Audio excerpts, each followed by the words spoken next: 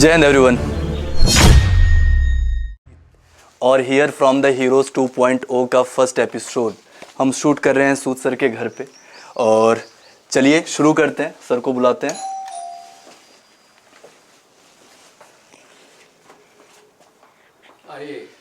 Thank you so much sir for inviting me. Please please sir. जय हिंद। आओ झुककर सलाम करें उन्हें जिनकी ज़िंदगी में ये मुकाम आता है। बहुत खुशनसीब हैं वो लोग जिनका रक्त वतन के काम आता है।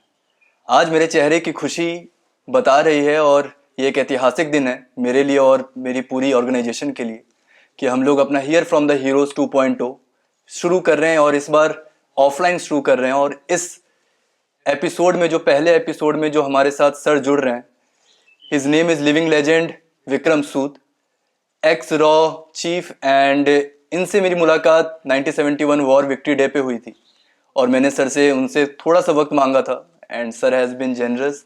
उन लोगों ने, सर ने मुझे और मेरी पूरी टीम को यहाँ पे इनवाइट किया और जो मेरे क्वेश्चंस हैं, जितना मैं जानना चाहता हूँ और पूरी कम्युनिटी, पूरी ऑडियंस, सारे पैट्रियट्स जो मेरे साथ जुड़े हुए हैं, वो लोग सर के बारे में जानना चाहते हैं, तो उन क्वेश्चंस के साथ मैं सर के साथ हूँ। और सबसे इम्पॉर्टेंट, सर का मैं बहुत बड़ा फ़ैन रहा हूँ पिछले 5 सालों से, खासकर जब से मेरा इंटरेस्ट इंटेलिजेंस को लेके आया और रॉ आईबी ये सब कैसे काम करते हैं। तो मैंने सर की ऑलमोस्ट सारी किताबें पढ़ी हैं और अभी रिसेंटली सर की द ग्रेट गेम्स मैंने पढ़ी और मुझे लगा, और मैं रोक नहीं पाया अपने आप को। सर को मैंने कहा कि सर अगर कुछ वक्त आप मुझे दे देते हैं तो मैं कुछ चीज़ें हैं जो जानना चाहूँगा और अपनी कम्युनिटी को ये सारे क्वेश्चंस और आंसर्स वहाँ तक पहुँचाना चाहूँगा। तो ये हमारे इस सीरीज़ का पहला एपिसोड है। सो thank you so much sir for inviting us. And शायद आज मैं थोड़ा सा नर्वस बिहेव करूँ क्योंकि मेरे लिए एक, खासकर जो 10 साल पहले हार्डकोर डिफेंस एस्पिरेंट रहा है, उसके लिए आपसे मिलना और आपसे इस पॉडकास्ट के थ्रू क्वेश्चंस पूछना is a big thing. It's a big honour. Thank you so much sir. Thank you for coming. अच्छा सेशन रहेगा, don't worry. Yes sir. Sir जैसा कि मैंने बताया, ग्रेट पावर गेम्स के बाद मैं खुद को रोक नहीं पाया क्योंकि बहुत सारी चीज़ें अभी देश में लोगों को ओपिनियन देने में बड़ा मज़ा आता है कि हाँ यहाँ पे ऐसा हो रहा है वैसा हो रहा है, लेकिन जो रूट्स हैं जहाँ से ये सारे मैटर निकल के आते हैं, उनका इतिहास, उनका वर्तमान, उनका भविष्य, उसको जानने के लिए मुझे लगता है कि अगर कोई आपकी तीनों बुक पढ़ेगा तो उसको एक अंडरस्टैंडिंग मिल जाएगी कि हाउ वर्ल्ड रन्स। सर पहला क्वेश्चन मेरा यही है कि आपके मन में क्या आया इस किताब को लिखने से पहले, एंड इस किताब से क्या मैसेज आप पूरे देश को देना चाहते हैं? थोड़ा जवाब लंबा है, जी सर बिल्कुल। दे देता हूँ। ऐसा है कि पहली जो किताब थी द अनएंडिंग गेम, तब तो मैं नॉविस था, मैंने तो शुरुआत ही किताब से की थी। उससे पहले तो मैं न्यूज़पेपर्स में आर्टिकल वगैरह लिखता था या मैगजीन में, जर्नल्स में, लॉन्गर पीस, फिर चैप्टर्स ऑफ बुक्स आ गए। फिर किसी ने सजेस्ट किया, यार किताब लिखो, ये तुम क्या कर रहे हो? तो हमने ये शुरू कर दी। पब्लिशर सेड कि नहीं, आप दूसरी तरफ मत जाइए, आप इंटेलिजेंस के हैं तो आप अपने ही प्रोफेशन के बारे में बताइए, लोगों को तब मज़ा आएगा। तो हमने उसको लेके द अनएंडिंग गेम लिखी। 2018 सर, 2018 में लॉन्च हुई। राइट। तो उस किताब में मैंने एक चैप्टर, मेरी उस किताब में कोई इंटेलिजेंस ऑफ RAW नहीं है, पर उसमें एक चैप्टर है कंट्रोलिंग द नैरेटिव। क्योंकि शुरू से मुझे लगता था कि ये जो लड़ाइयाँ हम लड़ते हैं, मुल्क जो लड़ते हैं, देश एक दूसरे के साथ लड़ते हैं, जो पावरफुल वॉइसेस हैं, वो नैरेटिव क्रिएट करके जाते हैं। छोटे से इंसिडेंट को लेके भी उसको घुमा देते हैं। Right sir. तो वो कंट्रोलिंग द नैरेटिव उस चैप्टर में था, done by intelligence agencies, American, British, Russian, Soviet, Russian, everybody. तो वो किताब हो गई, पहली किताब थी, थोड़ा सक्सेसफुल रही, अभी भी बिक रही है। तो फिर आया ऑफर कि आप दूसरी लिखिए। फिर हमने जो हमको लिखना था, द अल्टीमेट गोल, कि आपका मकसद क्या है, गोल क्या है, राइट। पावर कैसे कंट्रोल करनी है। जी। पावर आप बिना आवाज़ के, बिना वॉइस के नहीं कंट्रोल कर सकते, बिल्कुल। कितनी भी बंदूकें हों। तो फिर हमने नैरेटिव पे लिखा, सारी किताब नैरेटिव। नैरेटिव्स पे है। क्या उसका मतलब है, it is not based on perception create करना है दूसरे के माइंड में, उसके बारे में और अपने बारे में, अपना सुपीरियर उसका इन्फीरियर। राइट। मैं तो सब कुछ भला हूँ, सब अच्छे भला करता हूँ, डेमोक्रेटिक फाइटर हूँ, डेमोक्रेसी के लिए लड़ता हूँ, और 60 नॉन डेमोक्रेटिक नेशंस को लेके एक अलायंस बना के दूसरे ऑटोक्रेटिक रिजीम को हराना, द आयरनी ऑफ इट। तो वो उसमें द अल्टीमेट गोल वो रिलीज हुई थी कोविड के दिनों में, ऑनलाइन थी रिलीज। तो वो उसका स्टार्टअप भी थोड़ा स्लो था, but I believe it has done well. So अब फिर आया कि जब आप एक और लिखी, दोनों सक्सेसफुल हो गई तो कुछ और भी करना चाहिए।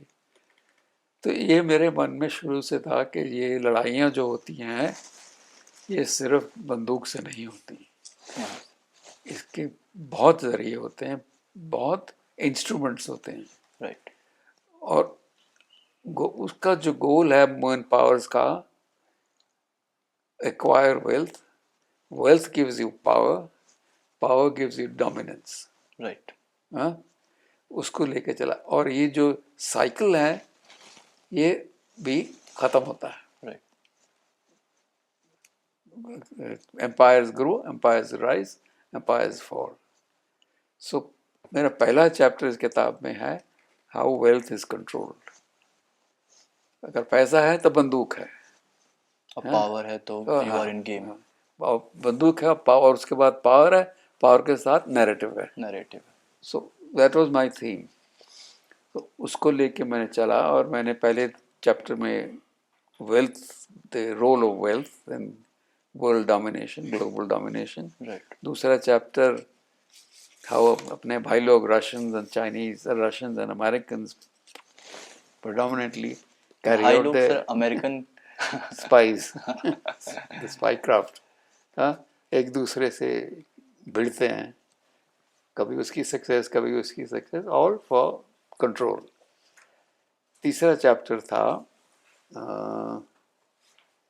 तीसरा चैप्टर था फिलैंथ्रोपी।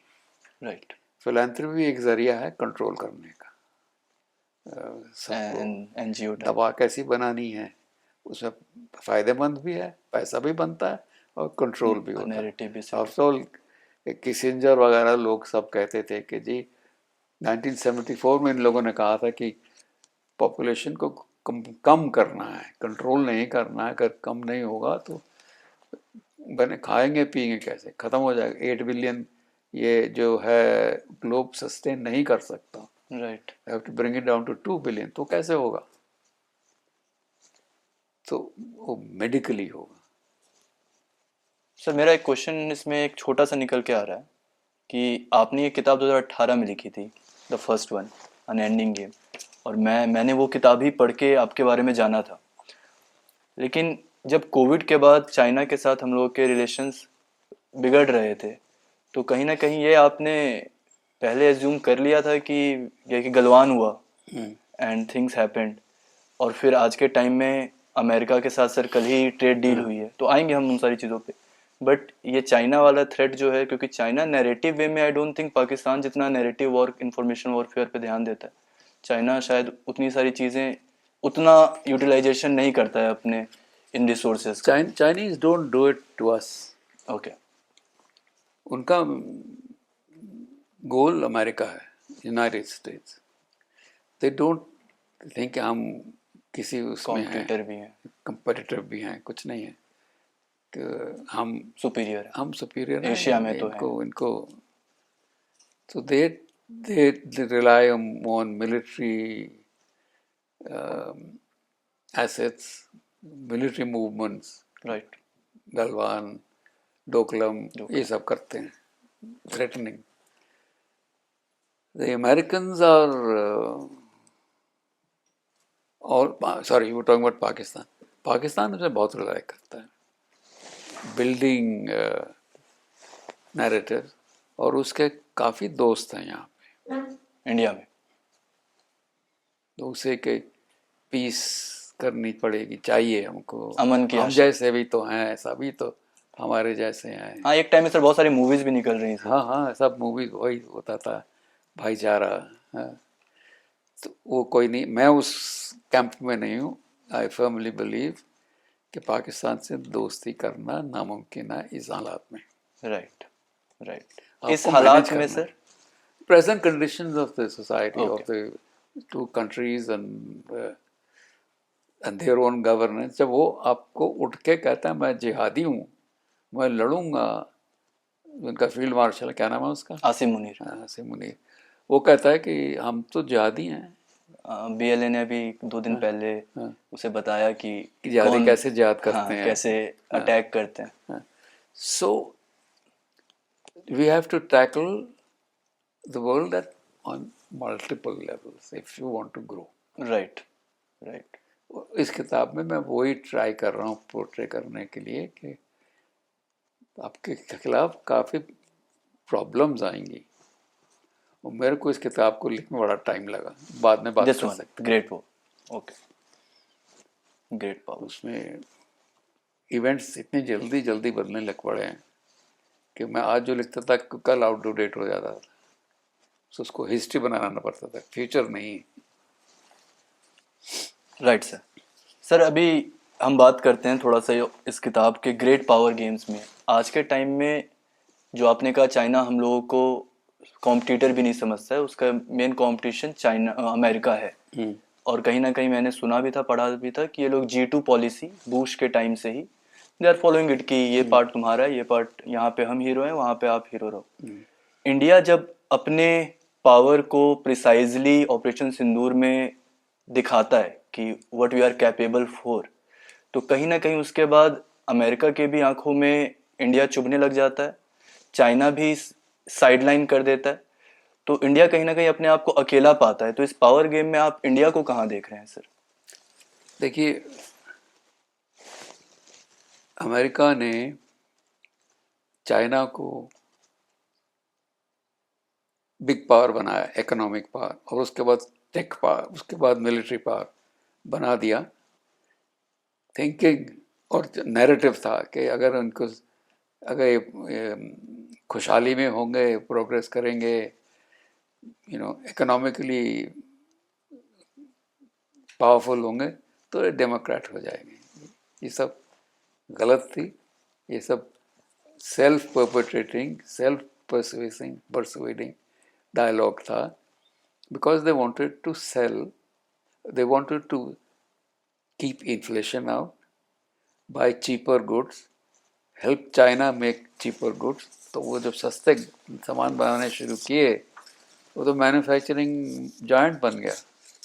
फिर आपने उनको WTO में डाल दिया, फिर फ्री ट्रेड और जो रेगुलेशन से अलग हो गई, राइट. तो वो बढ़ता ही गया. अब उनको भय ये है कि हम जब आत्मनिर्भरता की बात करते हैं, और हम जब कहते हैं कि हम वही लेंगे जो हमारे इंटरेस्ट में होगा, वही करेंगे जो हमारे इंटरेस्ट में होगा, तो उन्हें थोड़ा लगता है कि are they going the China way. तो आप उनकी तरफ से सोचिए ना कि 1.4 बिलियन, 1.3 बिलियन, 2.75 बिलियन पॉपुलेशन, खुद बनाएंगे, खुद पिएंगे, रिसोर्सेज से कंपटीशन होगा, मार्केट से कंपटीशन होगा, डॉलर पे प्रेशर पड़ेगा. तो इसको तोड़ना है ना, इसको प्रिवेंट करना है. हाँ, बट इतनी बड़ी डेमोक्रेसी, आप इसको तोड़ भी नहीं सकते. तोड़ना is not a good thing to do. So उनको खींच के रखो. राइट. फ्रेंड है, लेकिन इतनी दूर तक है, पूरा नहीं है रास्ते में. वही आई थिंक कल जिस हिसाब से लोग रिमार्क्स दे रहे हैं कल के ट्रेड डील के बाद कि इंडिया अपने शर्तों पे रहा, इंडिया ने झुका नहीं इंडिया, तो इस चीज़ को आप कैसे देखते हैं सर? क्योंकि ट्रम्प ने ये बोला कि रशिया के साथ अब हिंदुस्तान तेल नहीं लेगा, ये लेकिन मॉस्को ने आज कहा कि नहीं, ऐसा ऐसे तो कहीं नहीं लिखा ट्रेड में। नहीं, इसने ट्रम्प ने हाँ, अपने ट्रम्प तो बोलेगा, ट्रम्प तो बोलेगा, बिकॉज उसने जस्टिफाई करना है ना, इतना कुछ हल्ला उल्ला करके अब कुछ तो बोलेगा। क्या आप उसे यूरोप के साथ जो इंडिया ने मदर ऑफ ऑल डील्स की है उसकी वजह से भी एक वो भी प्रेशर है, वो भी ज़रूर प्रेशर है, काफ़ी प्रेशर होगा। यूके से कर ली हमने Yes, अलग sir. से, और ईयू से कर ली। यूके से पहले हो गई थी, और इससे हो गई, ईयू से हो गई। ईयू से उनको बड़ा धक्का लगा है। क्योंकि उसे वो कह रहा था कि तुम इन पे वो करो। फिर EU has a currency, right, है ना, right, it has it has a strong strong currency. Euro. Right, उसको ये भी डर लगा। एक्चुअली अगर आपको याद होगा, अ, जो इराक में अटैक हुआ था आफ्टर 9/11, जी, और जब अटैक हो गया, और हमको तो मालूम था कि इराकी आर्मी तो 2 दिन 4 दिन चलेगी तो ध्वस्त हो तहस जाएगी। नहस कर देंगे, जी, इतनी पावर है इनके पास। वो तो हो गया। सद्दाम हुसैन शायद तब नहीं पकड़ा गया था, पर मई दैट ईयर, मई 2003 में वो अब जॉर्ज बुश आया था, और he said mission accomplished. Mission मेरे मन में जो आता है कि मिशन अकम्पलिश्ड मेंट कि आपने इराक को पेट्रो यूरो से खींच लिया है, और आप पेट्रो डॉलर में वापस डाल दिया है। उनको ये डर था कि ऐसा डॉलर की जगह आप यूरो में डील करेगा तो हमारा डॉलर वीकन हो जाएगा। राइट, इसका खौफ तो यूएस को हाँ, बहुत है। ये नैरेटिव तो था, WMD है और फलाना है।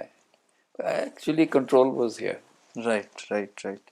Sir, how important technology and narratives when you see कि लोग मिलिट्री पावर को बढ़ा रहे हैं और इस चीज़ पे खासकर इंडिया इंडिया को, जैसे अभी जो बजट आया है उसमें हम लोगों ने अपने डिफेंस बजट को बढ़ाया है।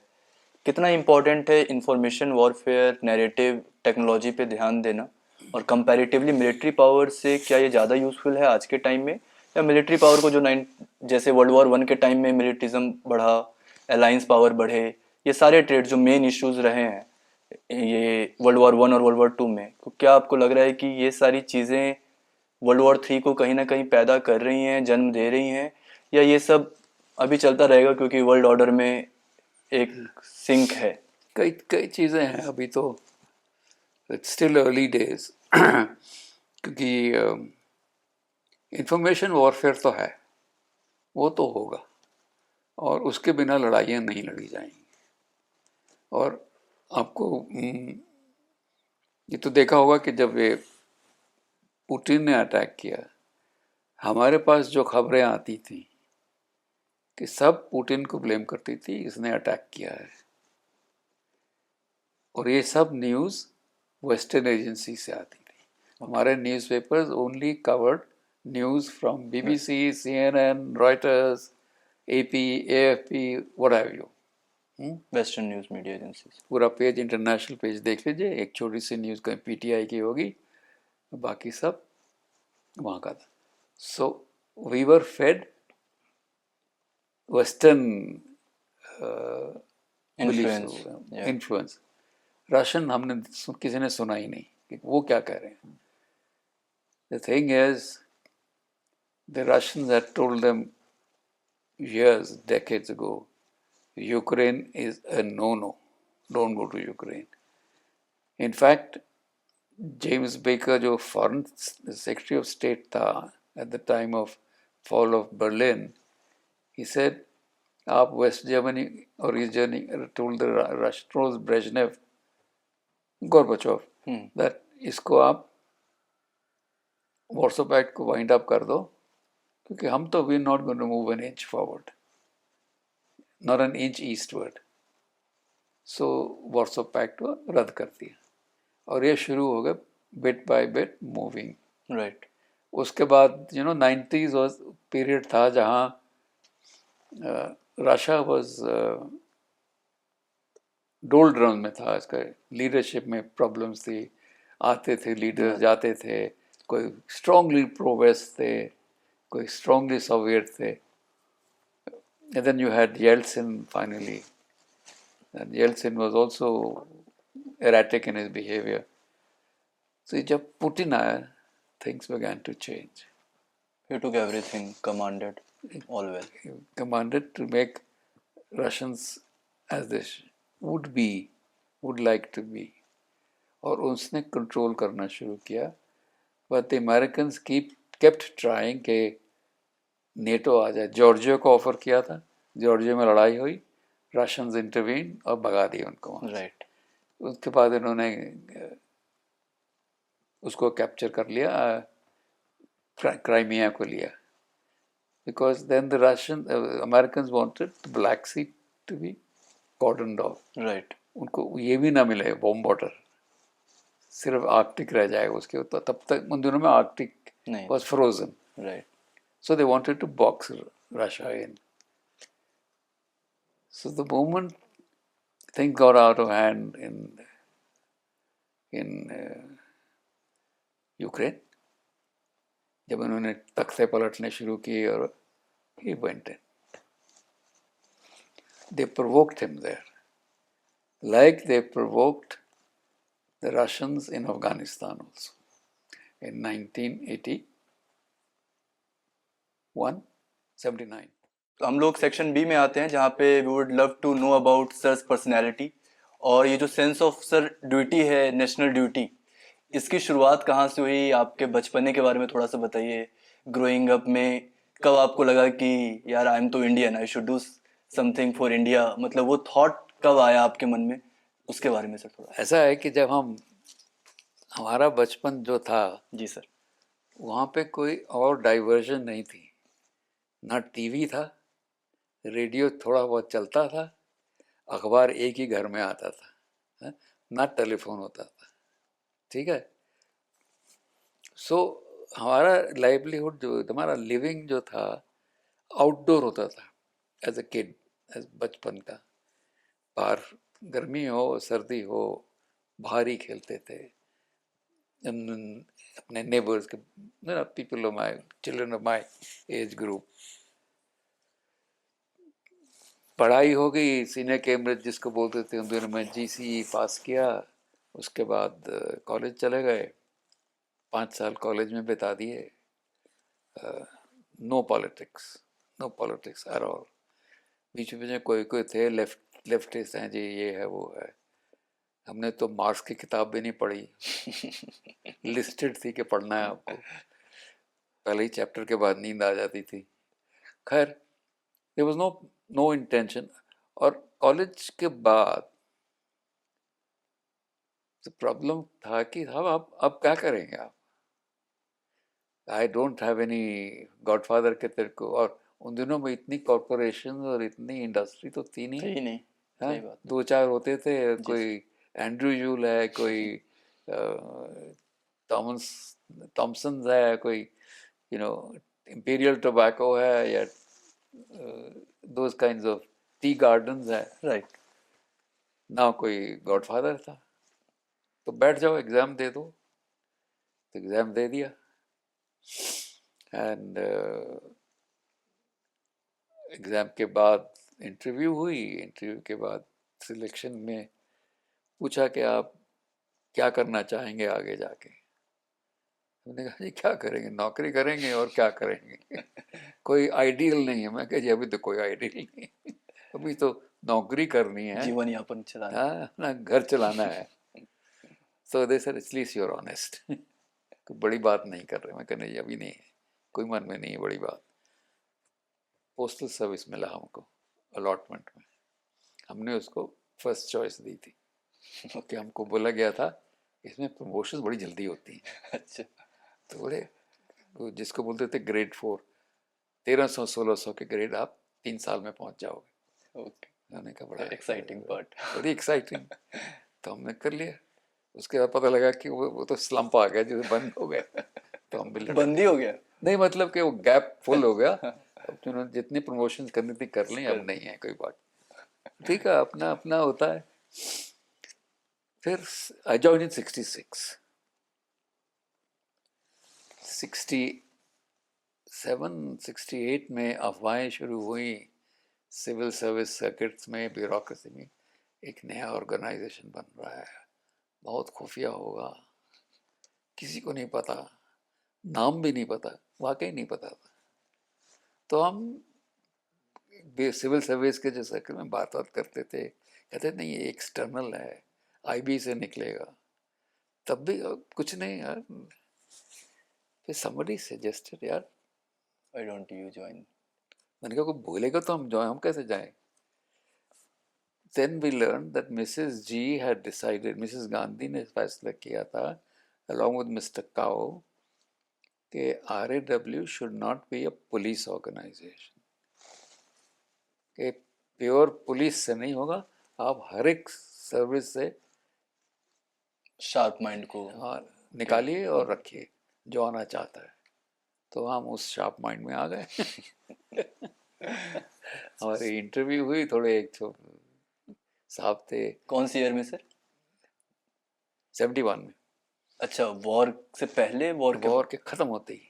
अच्छा, दिसंबर में। हाँ, हमारी इंटरव्यू हुई। Went to that office, no numbers on, no names on doors, no nothing, no usher into a room, door was shut. तो हो गई बातचीत, हम चले आए, सिटी बजाते घर चले गए।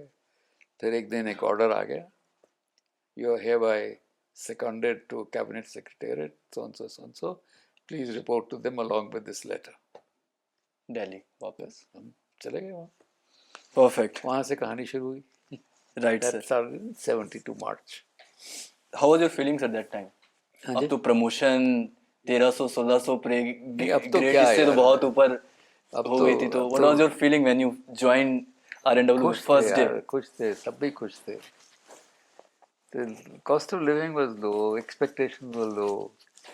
बट सर एक डर तो था ना कि खुफिया है, पता नहीं कहाँ भेजेंगे, क्या मैंने करवाएं। थोड़ी गोली चलानी थी जाके। दिमाग तो चलाना था सर, अलग अलग जगह। You have to run agents, you are not an agent. मैंने तो सेव करनी ये है तो तोड़ना धुरंधर में जाके। सर अभी बहुत बातें चल रही हैं धुरंधर की, तो उसमें जो जिसका रोल दिखाया गया वो एजेंट होता है। हाँ, एजेंट होता है, not the the handling officer. Got it. आपने देखी सर धुरंधर? हाँ, मैं धुरंधर देखी, कल कैसी लगी? परसों परसों देखी थी। मैं अभी दोस्तों को बता रहा था, स्कूल के दोस्तों से कल बात हुई थी कि मैं रियल लाइफ धुरंधर से मिलने जा रहा हूँ। तो बोल रहे थे रियल लाइफ धुरंधर कौन? फिर मैंने बताया, तो दे वर वेरी हैप्पी। सर ऐसी बहुत सारी मूवीज आजकल, स्पाई बहुत मूवीज बनने लगी, आजकल तो बड़ा फैशन हो गया। तो आप किस तरीके से देखते हैं इस फैशन को? It's much better than many of the others, all of the others I've seen so far. Right right right. So my next question sir, how did your education influence your discipline and thinking? Well, हमारी जो पढ़ाई थी बचपन में, वो Irish brotherhood के साथ थी। Irish? Irish okay, that's interesting. School was run by the Irish brotherhood. Okay. They were Catholic, पर हमारे साथ उनका कोई वो रिलीजियस इंटरफेरेंस नहीं था। ओके। और वो they had a very nice way of teaching, and they said कि अगर आपको नहीं आता तो बोलो नहीं, और डोंट बी शाई, don't be afraid of going wrong. Right. जब तक तो गलतियां नहीं करोगे तो कुछ नहीं होगा। That kind of confidence they gave you. They would come and play You're with talking you. about in St. Columbus? St. Columbus. Yeah. So वहाँ से हमने अपनी शुरुआत की एजुकेशन की, लर्निंग लाइफ। तो आप घर में बड़े थे बेटे? Older one. Elder. Older one. तो वो भी एक रिस्पॉन्सिबिलिटी रहती है कि घर में जल्दी से कुछ अच्छा करके दिखाना है। नहीं, कुछ फैमिली से कुछ ऐसा दबाव कोई कुछ नहीं नहीं था। नहीं। Okay sir. मेरे फादर ने तो पूछा क्या जा रहे हो, कौन सा सब्जेक्ट लिया है? मैंने कहा जी इकोनॉमिक्स ऑनर्स लिया है। क्यों साइंस क्यों नहीं ले रहे? मैं कहा जी मैथ्स होती नहीं मेरे से। You sure? हाँ। तो you have to sign on the paper. ही साइन, वो जमा करा है, इंटरव्यू पे आ गए हम, निकल डाल दिया गया उन्होंने, तो हम ज्वाइन कर गए कॉलेज पे। परफेक्ट। सर अभी बहुत सारे ये एपिसोड ना यंग बच्चे देखेंगे जिनको मदरलैंड को सर्व करने के लिए they are trying their best. तो इस टाइम पे आपने जो एक्सपीरियंस किया है अपने करियर में, उनके लिए एक सबसे best advice growing up and achieving those stars जो उनके माइंड में है, ऐसी कौन सी चीज़ होगी जो उनको अभी से ध्यान रखनी चाहिए? देखिए, लाइफ में जो भी करना है पूरे ध्यान से करना है, और फेलियर से नहीं डरना।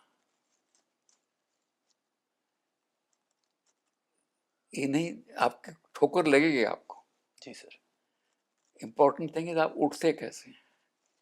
उस ये मैंने पहले भी किसी को कहा है कि आप उठते कैसे हैं, उस पर आपका कैरेक्टर डिपेंड करता है। अगर वहीं लेटे रह गए, रेंगते रहे, रोते रहे, तो फिर आपके ऊपर निकल जाएंगे लोग। आप उठ के खड़े होंगे, मैं फिर वही करूँगा, ट्राई करूँगा, बेहतर करूँगा, तो होगा। लाइफ में ये होता है।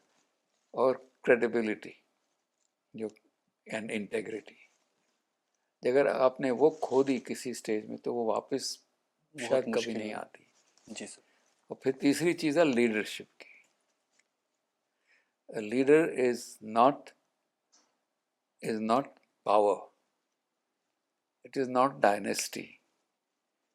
Leader is a man who understands and leads by example.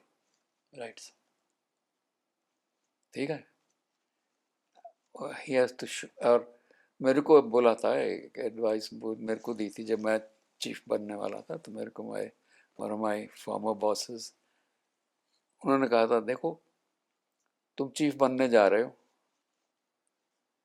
एक चीज़ याद रखना, तुम सब कुछ नहीं जानते। तुम चीफ बने हो, लियाकत है, जब कुछ सब कुछ है तो बन गए हो, पर आप सब कुछ नहीं जानते हो। तो अपने साथ अपने जो एडवाइज़र्स हों, वो होने चाहिए जिनको मालूम है क्या हो रहा है, और उनकी एडवाइस पे आप अपना टीम बना के चलो। राइट। अकेले नहीं, अकेले तो फिर आप ऑटोक्रेट बन जाओगे और गलतियां करोगे। राइट। और एक और चीज़ जी सर। ये भी कहा था कि जो आपको 10 आदमी तो हाँ हाँ बोल देंगे, पर उसकी आवाज़ सुनो जो कहता नहीं। नहीं। राइट। उसकी आवाज़ सुनो, क्यों कह रहे हो। So these are things you have to.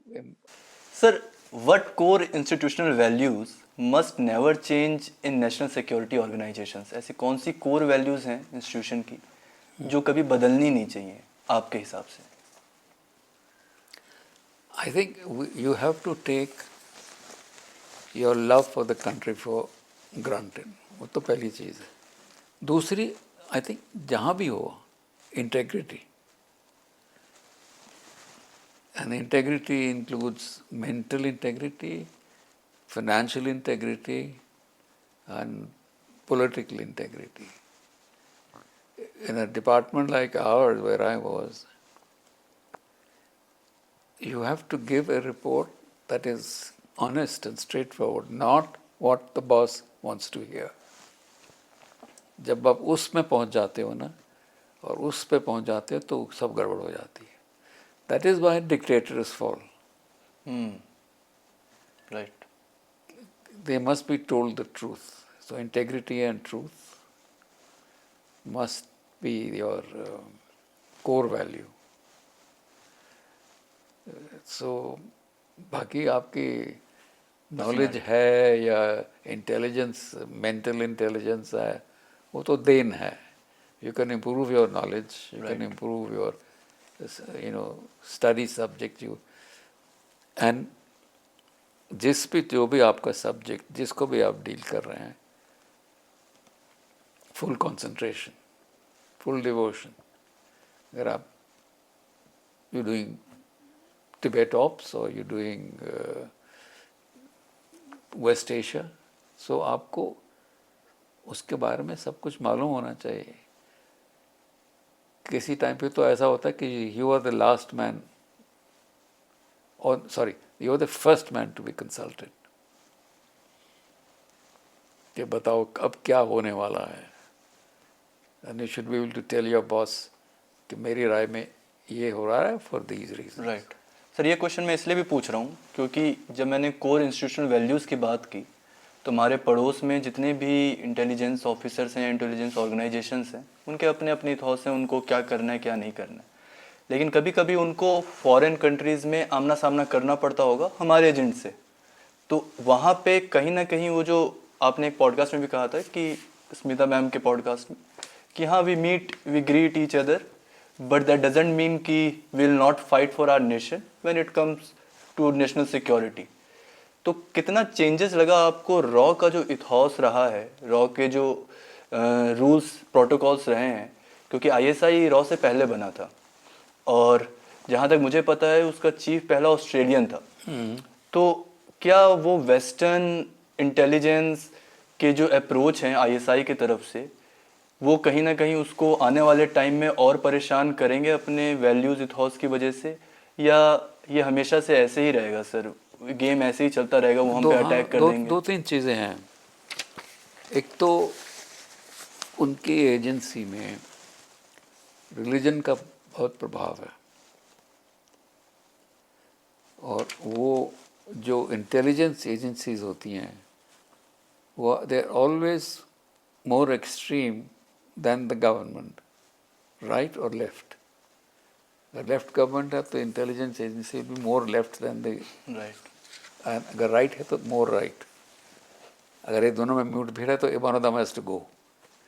सो एक तो वो होता है, you have to have an agency, the Pakistani intelligence agency has been closely, उनका जो प्रभाव था CIA से बहुत ज़्यादा था। डिपेंडेंसी थी CIA के इनके ऊपर, और इनकी डिपेंडेंसी उनके ऊपर थी कि हमको पैसा वैसा देंगे, असला देंगे तो हम पाकिस्तान पंजाब में या कश्मीर में यूज़ करेंगे, और वो लोग चुपचाप सहते जाएंगे जब तक हम इनकी मदद नहीं करते रहेंगे। तो ऐसा ही होता था।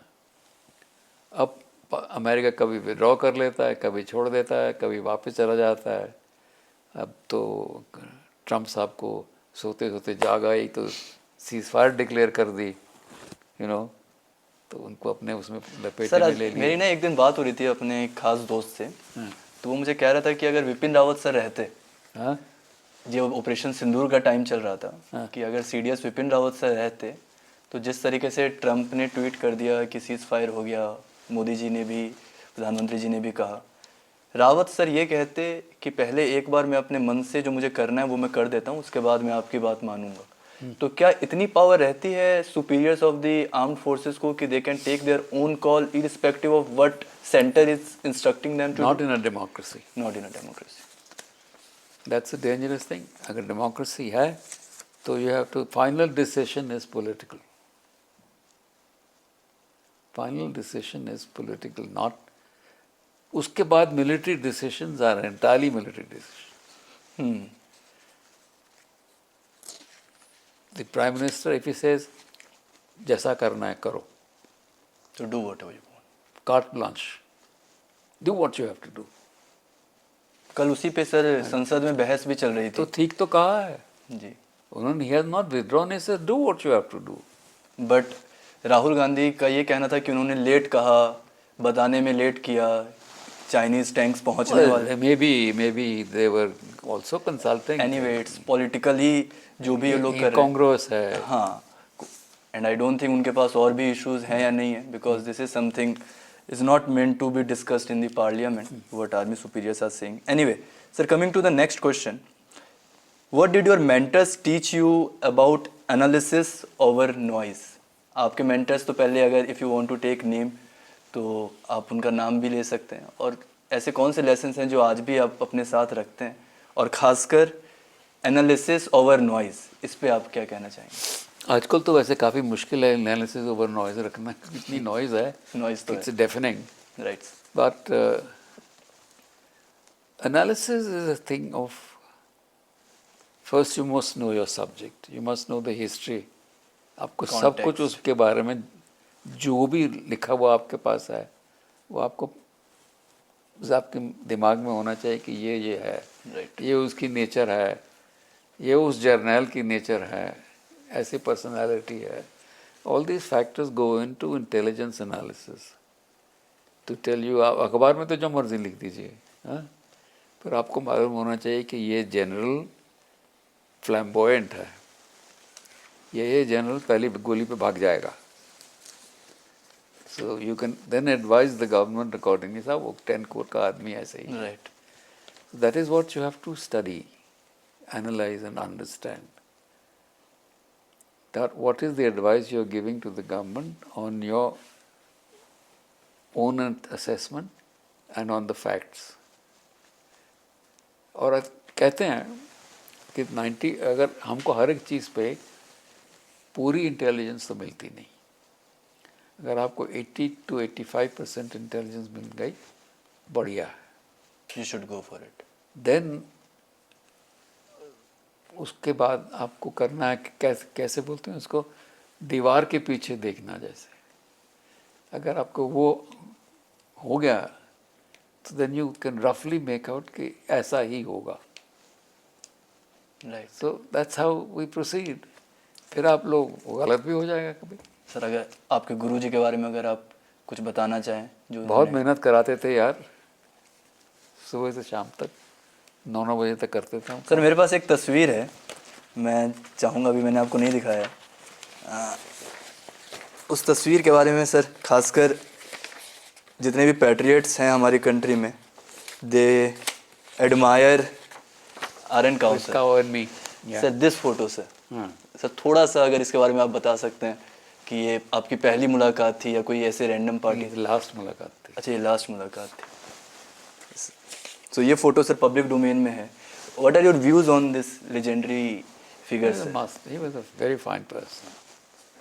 How was your Always first a pleasure meeting to with him? talk to listen to understand.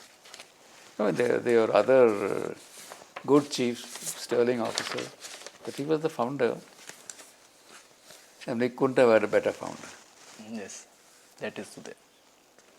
This was the last meeting we had, December 19, 2002. You were the chief there. Got the chief there.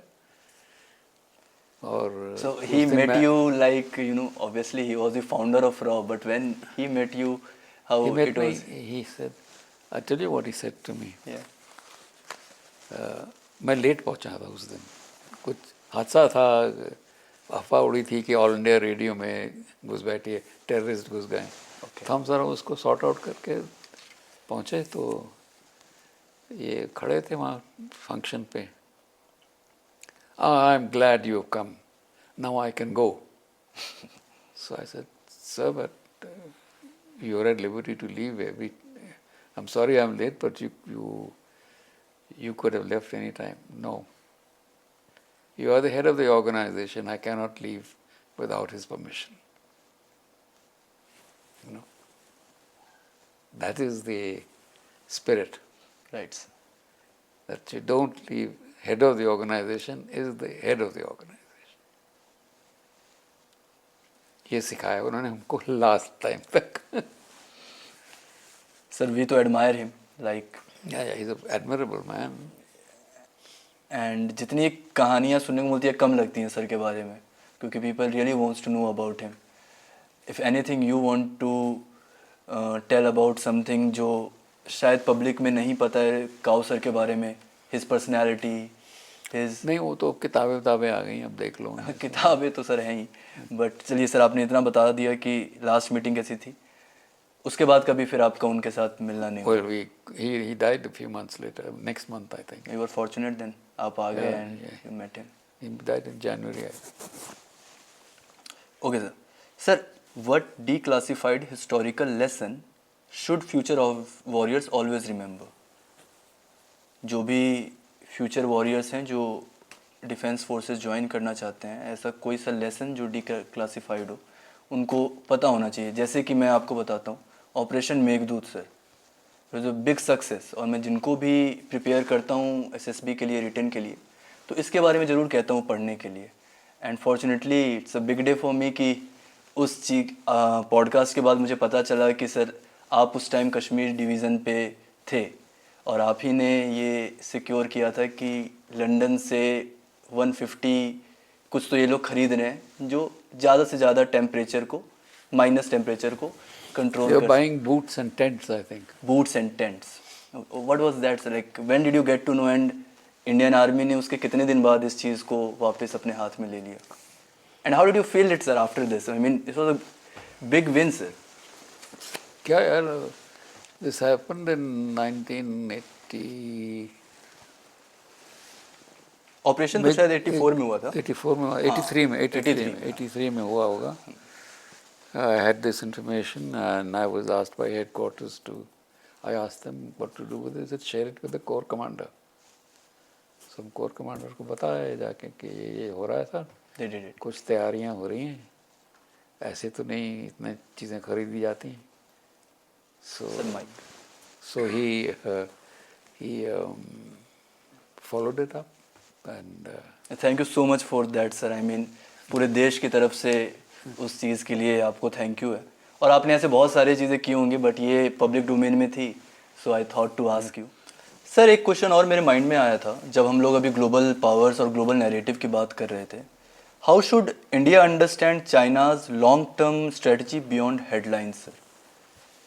Sir वो हमारा neighbour है तो वो तो कभी change हो नहीं सकता है, लेकिन वो कैसे काम करता है अगर उस चीज़ की जानकारी ज़्यादातर लोगों को हो तो कहीं ना कहीं हम लोग ओपिनियन ओरिएंटेड कंट्री हैं जिन सबके पास कुछ ना कुछ ओपिनियन रहता ही है, even if you know about it और you don't know about it. तो मेरा यही एक मकसद है इससे कि एटलीस्ट लोगों को रियलिटी पता रहे, फिर जो जितने ओपिनियंस देने हैं, ज्ञान देना है, आप बांटिए दीजिए. लेकिन ये चाइना के बारे में, चाइना तो कहता है कि वो तो अगर उसका कोई इक्वल है तो यूएस से, राइट, nobody else, हाँ, which means Russia is out, India is out. तो रशिया को इस चीज़ का बुरा नहीं लगता? लगता होगा, but the Russians are, see, ये आपकी सोच की बात है. आपने डिसाइड कर लिया कि हम तो इम्पीरियल थे, हमारे यहाँ आपको जब तक आप माथा नहीं टेकोगे तो you are know, all the princess कभी भी तुम्हें गिरा देंगे हम. और खुद इधर पर्च कर रहे हैं, जर्नल्स को बंद करके कर रहे हैं. This is typical of a autocratic regime. They will not take any opposition और dissent or differences. So China wants to be number one in the world. It still wants to be number one. Still wants to be number one. And they have not made any serious comment on what's happening in United States. I haven't seen any. Letting it ride. So they think maybe their time has come. So lie low. Don't mess around.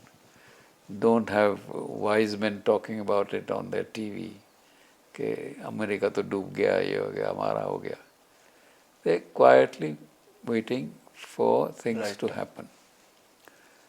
But I sir, don't think China कभी लड़ाई लड़ेगी किससे, US से या India से? किसी से. उन्हें पता है कि इससे हमारा ओवरऑल ग्रोथ ही कम होगा हाँ वही ना, और सक्सेस फिर मिले हमारी इमेज खराब होगी. अगर न जीत पाए तो इमेज खराब होगी. USA may make a lot of mistakes, but it's a hugely powerful country. Right. India may not be as strong as the Chinese, but we can give them a bloody nose. So that would not be acceptable. It will be loss of face. जहाँ तक मुझे understanding है उनकी system की. सो वो USA से बात करेंगे. And now it seems they, when Xi Jinping met, उसकी मुलाकात हाल में ट्रंप से हुई थी, it looked as if Trump was appealing to him. तो उनके जहन में अब है कि हम तो नंबर वन हो गए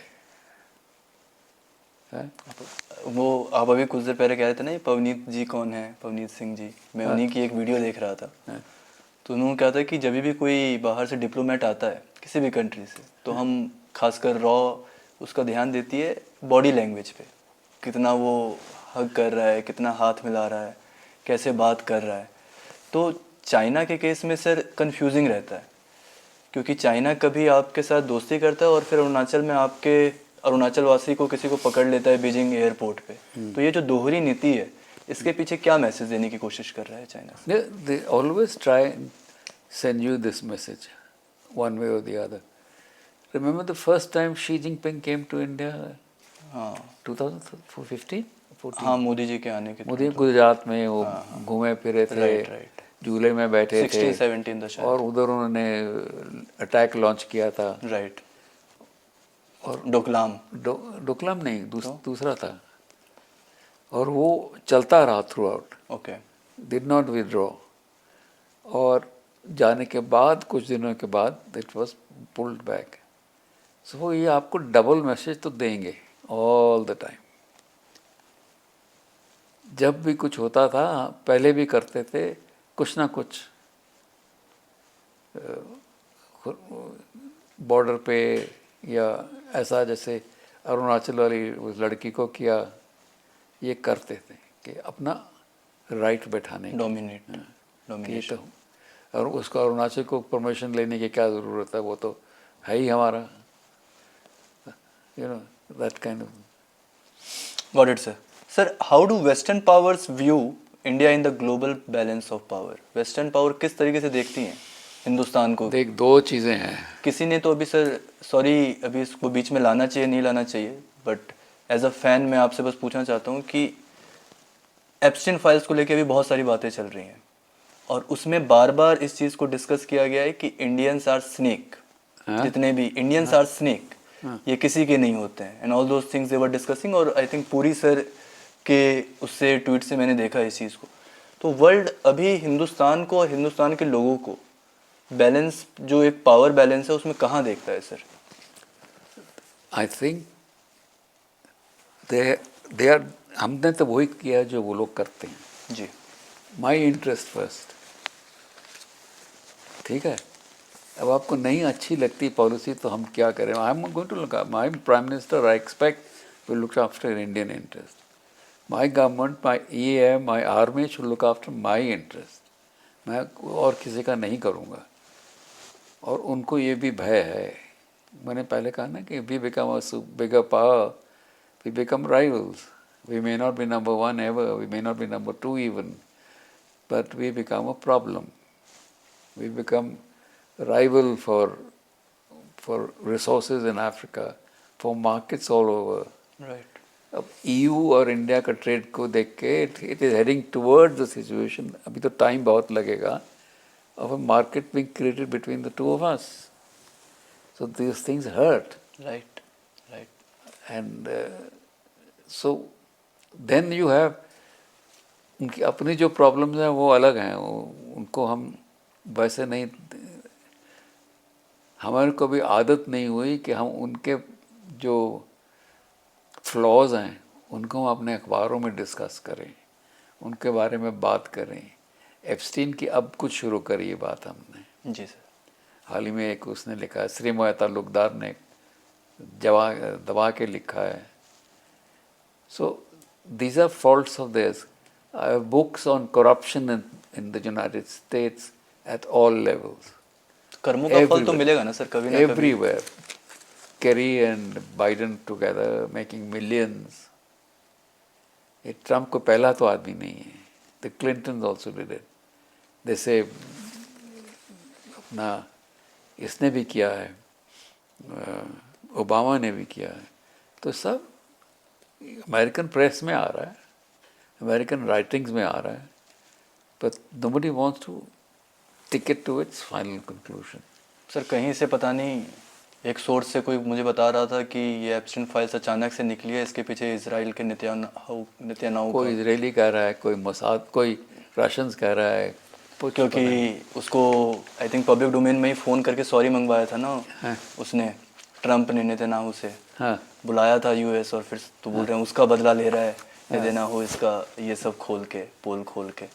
but anyway sir, by the way Mossad की बात हुई, आपने मोसाद के साथ काम किया है, कैसा लगा आपको मोसाद? जितनी हम लोग सुनते हैं कि मोसाद नंबर 1 पे है, जितनी भी इंटेलिजेंस हैं सबको मैं देखता हूँ रेटिंग करते हुए मोसाद को number 1। Why Mossad is different sir? Mossad is different. It has to be different Because of the situations? because of what they are surrounded with. Right. उनकी पॉपुलेशन तो हमारे राजन कुंटे से थोड़ी ज़्यादा ही होगी। चलिए राजन कुंटा नहीं तो आप बैंगलोर ले लीजिए। यलहंका ही ले लीजिए, बेंगलोर ही ले लीजिए, उससे ज़्यादा तो नहीं है। उसमें ही उनको some 100 million Arabs surround them. फिर भी कोई कुछ नहीं कर पा रहा है सर। कुछ नहीं कर पा रहे उसका। So it has to survive. For them everything is an existential threat. तो उसके लिए अगर आप hardened intelligence agency नहीं बन पाओगे तो नहीं होगा। Intelligence is your forewarner. It operates in peace time most of the time.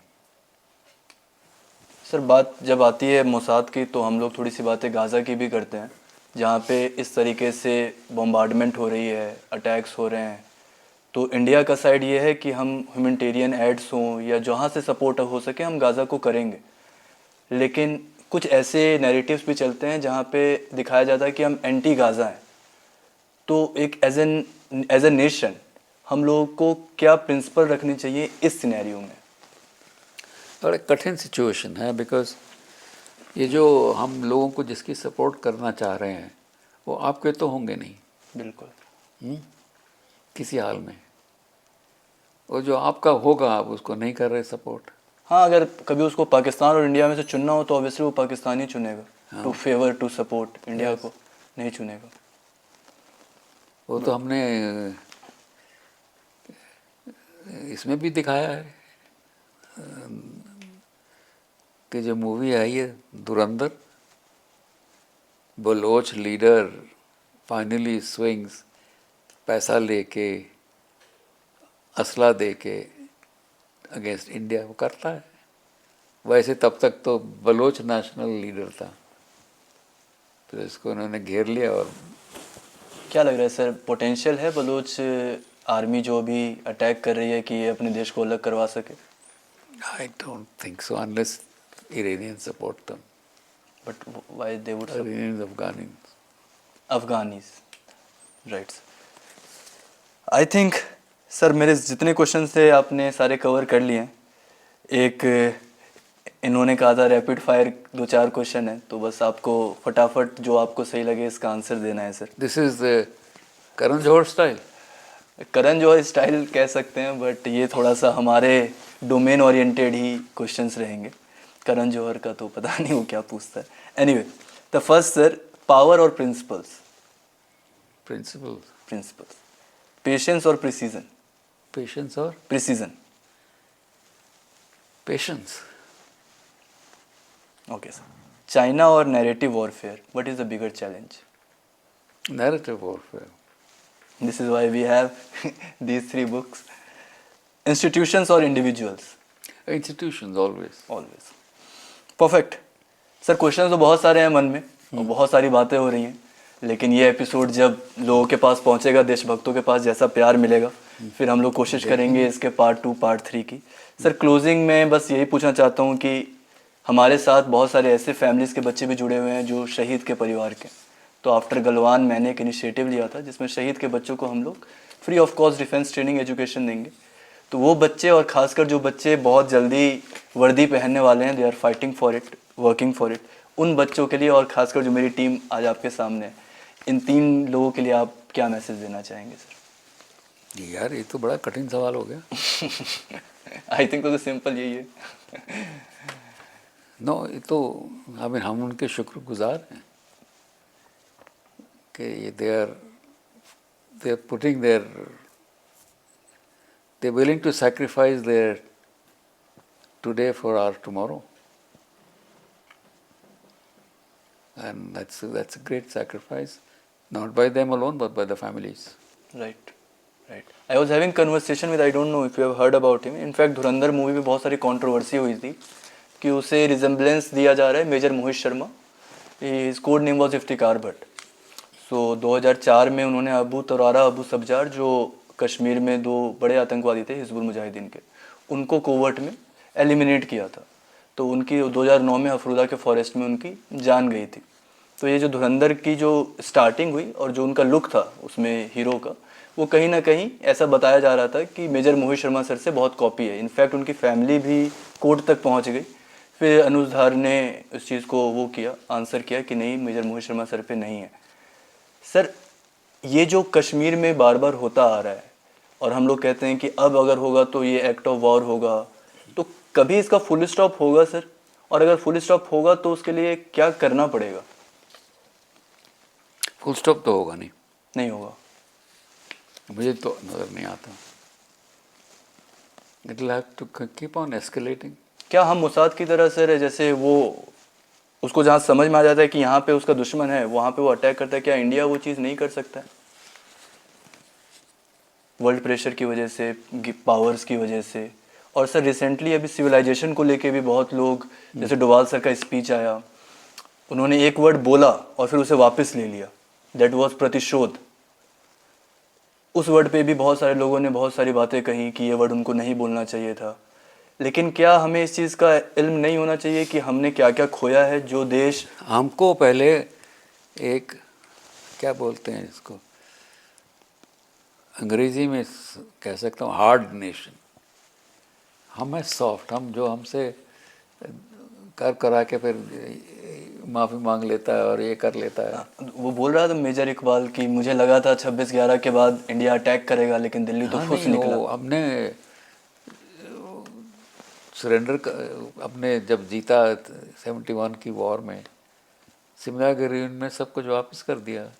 65 में जो हाजी पीर जीता था 66 की ताशकंद तक में वापस कर दिया, क्योंकि वो तो इससे हम साबित क्या करना, मतलब कुछ तो होगा ना जिससे, मतलब दुनिया को हम दिखाना चाह रहे हैं कि हम बहुत ज़्यादा ही मैग्नाने में से ना बड़ी कंट्री है, बड़ा दिल है।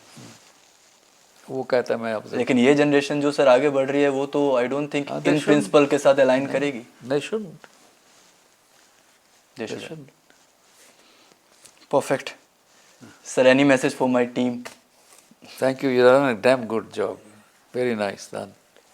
All of you, and Yashasvi, all the Akshay. best for sir this was my first pod- episode, और मैं व्यूअर्स को बताना चाहता हूँ कि आप लोग ये फ़ोटो देख सकते हो। ये वही बुक है जिसको लेके मैं दिल्ली की मेट्रो में घूमता रहता था और पढ़ता रहता था। And finally I got a chance to be with sir, और सर के साथ बात करा, पॉडकास्ट किया। तो the one thing I really want to tell you guys, never give up. I mean sir ने शुरुआती ही कुछ लाइंस में कह दिया था कि आप कैसे उठते हो, दैट सेट्स योर कैरेक्टर। तो मुझे लगता है कि ये मेरे टीडीए करियर का सबसे प्राउड वाला दिन है sir. So thank you so much for this opportunity, and thank you so much team for be here and making this project successful. Thank you. जय हिंद। all the best. Thank you sir.